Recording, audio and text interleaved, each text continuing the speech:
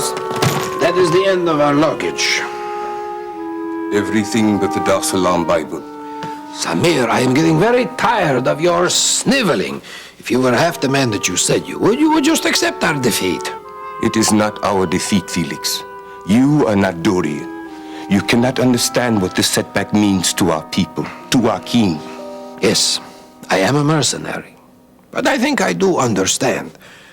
But look, Samir, all of this self-pity does nothing but jeopardize our position in the eyes of the new government of Telan. Suppose you're right. Being expelled from this country, we should cultivate the few remaining host countries that are still available to us. Your king would want you to. We shall meet the king in Telam. His heart must ache after this setback, Felix. But one day, he will return to Doria in triumph. And you will be part of his entourage. But for the present, I would suggest that we forget about this country, that we forget about the Bible, and prepare for Telam.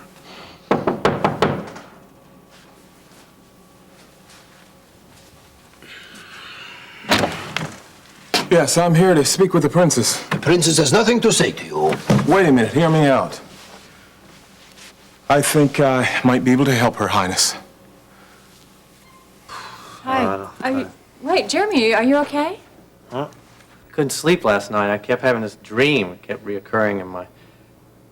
I kept seeing people on fire and screaming out for help, and I didn't do a thing. I don't know. I'm sorry. I shouldn't lay all this stuff No, on. wait, no.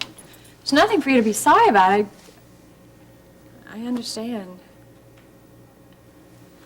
Look, I'm just starting to fix a little breakfast. Why don't you just sit down and stay, and I'll fix you some, and maybe you can, get to feeling a little better. I don't know if I'm going to ever feel any better. I don't know, man. Just because I don't know if I can forgive myself what I did to Lance.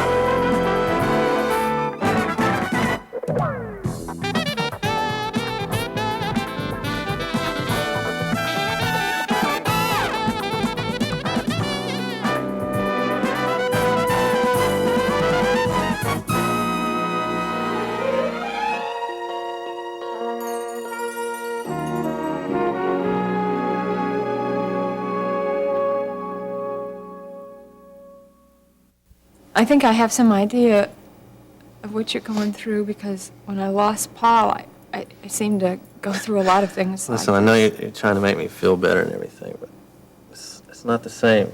You didn't murder Paul. You did not murder Lance. You didn't. Do you listen to me? You didn't murder him. You just defended yourself. You saved my life. Mom, have you seen my... Oh, hi, Jeremy. Hi, buddy. Eric, why don't you just find your notebooks and things and head out to class. Oh, Mom, please, I've got to talk to Jeremy. It's all right. It's all right? Okay, but don't take too long now, because, I don't want you to miss the bus or anything like that. Okay. Mom, I kind of need to talk to him alone, man to man. Okay, I suppose I could clean up the kitchen or something, couldn't I? Okay.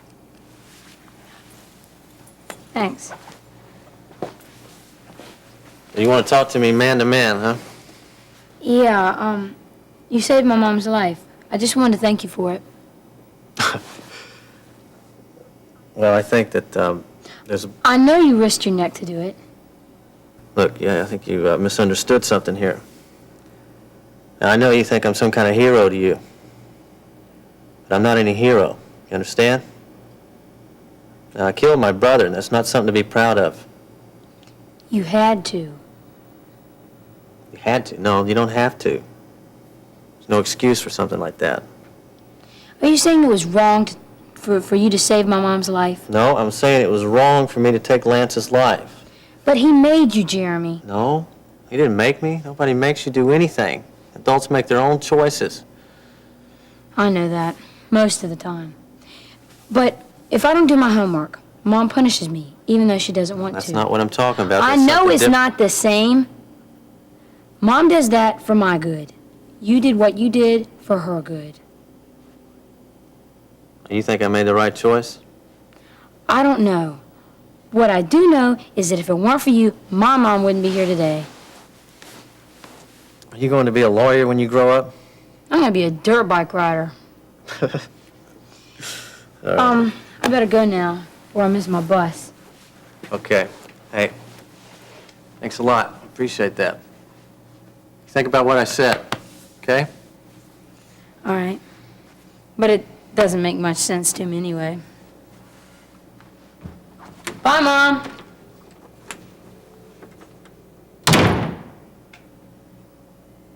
Your help, as you call it, is not welcome here. Had you and your other American dogs not interfered, we might have retrieved the Bible. Oh, you hold on just one minute You there, wait buddy. a minute, Redland. It is because of people like you that the hope of my nation has been destroyed. No, it's because of people like me. I'm the only kind of hope your princess has right now. She needs nothing from you. Really? So you would like these other countries to think of you as you really are? What is your point, Mr. Redlaw? He is leaving now. Not just yet. I'm not leaving, buddy. I'm sure you know by now that the press can be a friend or an enemy. Meaning? Meaning all of these other little neighboring countries of yours will know that your diplomatic immunity was revoked. Ah, and you are here to concoct some kind of article that will counter that. For a small sum, of course. Wouldn't dream of it. You are a fool, Redland, to think you can come here to mock the princess. And you, to think that you can mock our country. That's not my style, buddy, and that's not why I'm here. I'm here to get a statement from the princess. Here's your statement. Leave while you still can write. Hey, listen, man. If the princess gives a statement, then there's a chance that the overseas wire will pick it up. But if she doesn't, then you're gonna have to live with whatever rumors develop. Man, haven't you made enough mistakes by now? We shall see, Redland. Now, gentlemen, let's not get overwrought by the moment. Mr. Redlawn, I don't know that there is anything that you can write that would do us any good. Yeah, I think you can forget about it. You guys have had your chance. But you can give the princess one message for me. You tell her that we know a lot more about her than we let on.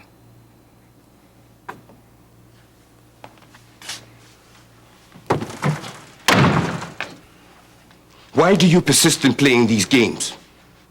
I told you you will soon start to believe your own disguises. Samir, must you always be so incorrigible?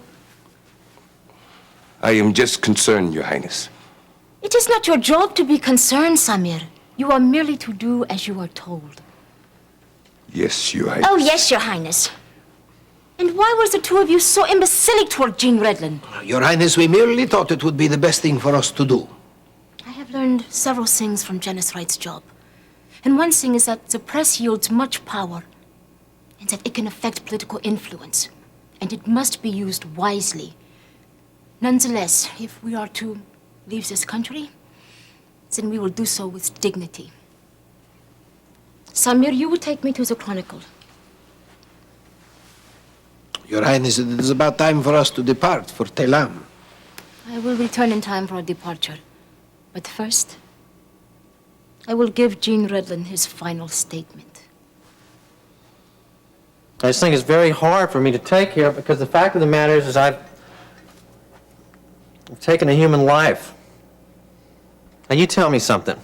Of all the bad things that he's done, you think that it justifies what I did to take his life?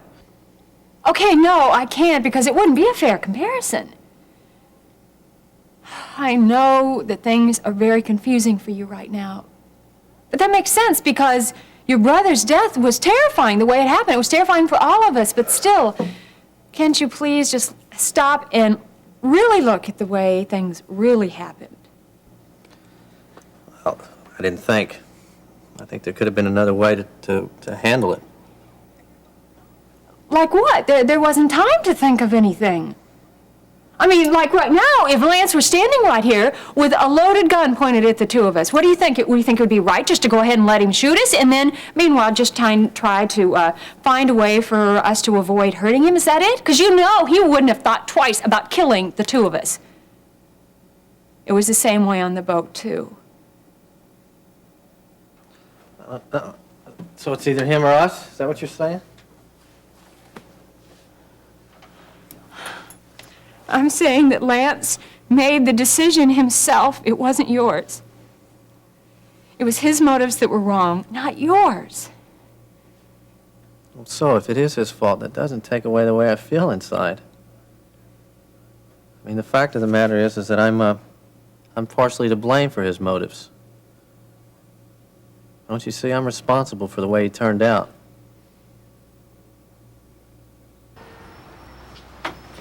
Sorry to keep you waiting, Stacy. It's really been hectic around here this morning. So you'd probably like a nice, relaxing break, wouldn't you? Oh, I'll say. Great! Uh-oh, what am I getting myself into? You want to tell me why you're grinning from ear to ear?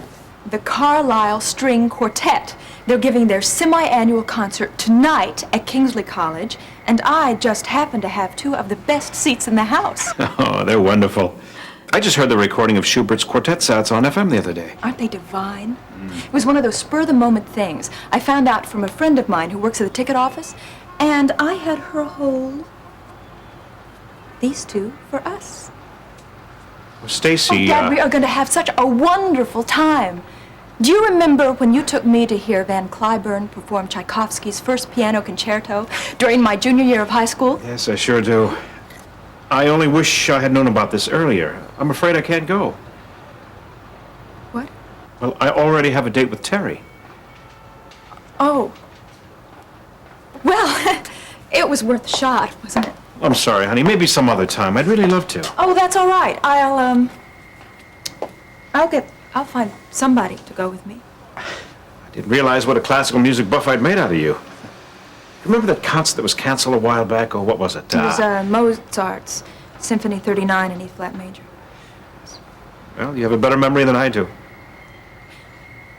Why don't you cancel your date with her and come with me? What? Cancel your date with Terry and come with me. Oh, come on. I'm Stacy? serious. You can see Terry any time, but the Carlisle Quartet will only be here tonight. Well, I couldn't do that. Why not? Well, I just couldn't do that to Terry. I mean, after all we've come to mean to each other. I mean, she stood by me when I was trying to get back with your mother and the trial. I don't know where I would have been without her this past year. Oh, no, I just wouldn't do that to her. I'm surprised you asked. Forgive me for wanting us to get to know each other again after a couple of months in a mental hospital, Dad. Oh, Stacy, that's unfair. There's room in my life for both you and Terry. Put yourself in her shoes. I suppose I should have told you. I know what you're going to say. Stacy, I plan on asking Terry to marry me. Like I said, it doesn't surprise me. It's what she's wanted all along. Now, what's that supposed to mean? Speaking of music, it just seems to me that Terry's been composing a nice little melody to entice you ever since she's met you. I don't believe what I'm hearing. Is it so wrong of me to want your approval? I didn't say it was wrong, Dad. I just can't give it.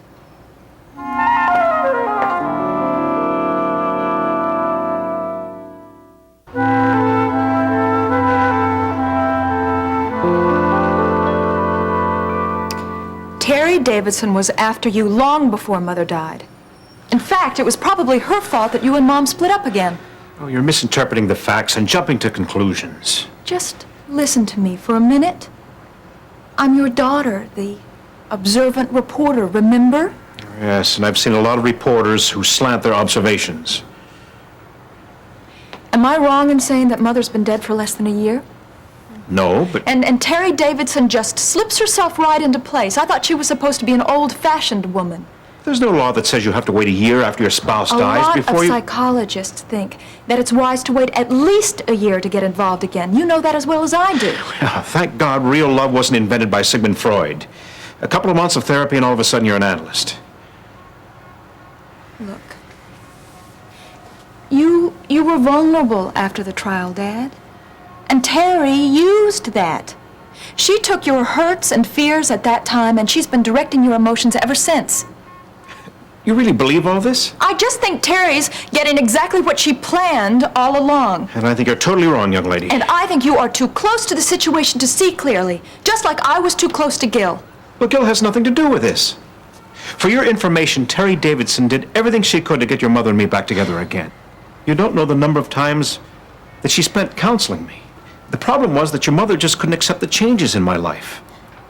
She was happy that I wasn't drinking anymore, but she couldn't accept the reasons. She wanted the old Dave Phillips back, only sober. The Dave Phillips who ran an abortion clinic, who rubbed shoulders with the elite, who wanted the approval of men more than the approval of God. Our philosophies changed. We just couldn't recapture the love and respect that we had when we were first married. Terry kept encouraging me to try, and I did, but your mother made it clear that it just wasn't going to work out between us. I wish I could see it that way, Dad. But I don't. I know that I hurt you during the trial. We need a chance to get to know each other again. We will, Stacy. Not if Terry Davidson's always there.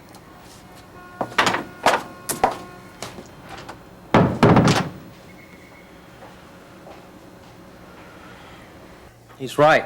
I mean, he's got a point there. You know, when he called me a mama's boy, there's something to that. When we were younger, I was always the good student. I made all the grades, got all the awards. Everybody loved me, the teachers. I was the ideal student. So what, he was jealous of you? Because I pushed it in his face.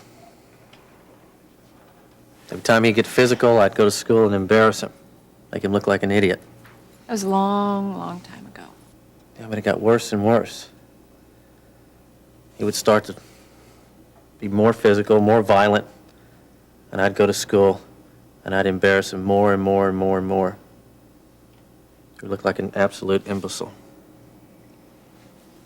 Did the two of you ever apologize to each other? Oh. In our spare time, all we did was try to figure out how to outwit the other one. We've always been very competitive. He couldn't handle competition. I knew that. I think he just got more and more and more bitter and finally just turned to crime for recognition, I guess. But wait a minute, you don't know that that was your fault. I knew his weaknesses. I played upon him. And if I hadn't done that, maybe he would have turned out to be a different man. You tried to reconcile. Yeah, but that was too late. Okay, so maybe you made a mistake. You made a mistake. You're going to hold on to that the rest of your life? No, what you need to do is you need to ask forgiveness and move on. Well, that's what everybody does. Isn't that the easy way to do it? To ask forgiveness? That doesn't work. Yeah, I know. Refuse to give it out. I don't know. I think I have to accept responsibility that the fact is I wanted him to die in that fire so I could erase the memories. No. No, I'm sorry. I don't believe that. I will not accept that whatsoever. I realize it's all true that we all have a little bit of ugliness in us, and we're going to as long as we're human, but that's just a part of our sinful nature. But you are not a murderer at heart. You asked your brother to forgive you.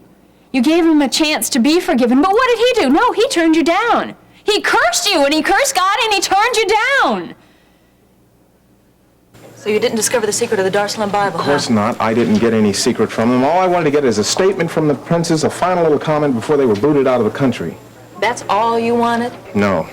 I did want the satisfaction of telling Janice Wright that her little gig was up. I'm sorry you didn't get what you wanted from that. Well, maybe you can see them again before they leave. No, Stacy, I can't. They're scheduled to leave for the Island Republic of Tehran soon, and if it wasn't for that hard-headed Samir, I tell you that guy's paranoia from the word go. What's bugging you? You know how when you love someone, you don't want to see them get hurt? Mm-hmm. Well, someone I care about is making a big mistake. Mm-hmm.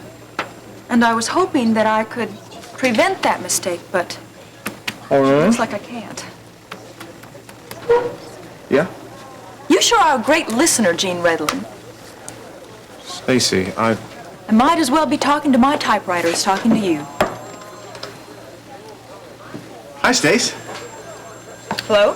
Hey, I read that feature story you had in the Chronicle today. It was excellent. Will do. Thanks.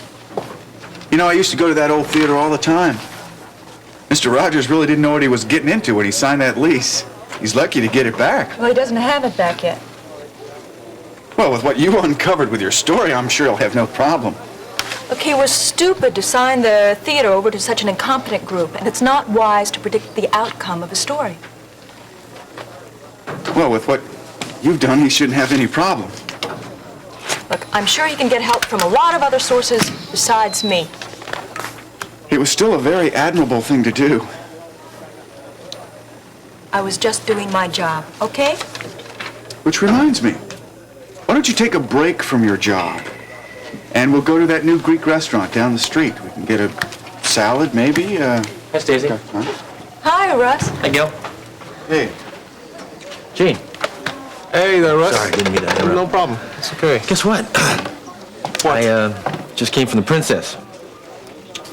She told me why the Darsalam Bible is worth so much. She did what? You want to hear? Yes, I want to hear. I'm glad that it looks like something interesting is finally happening here today. Russ, what's going on? What's all the excitement?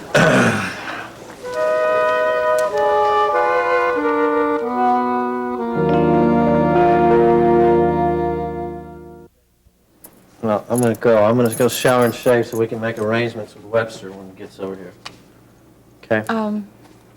Before you do, I just want to say that I really believe that after you take Lance's body to Canada, it's going to be better, that the pain is going to be easier to live with.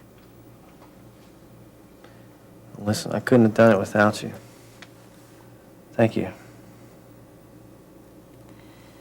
You know what? I think I've learned a lot about myself through all of this.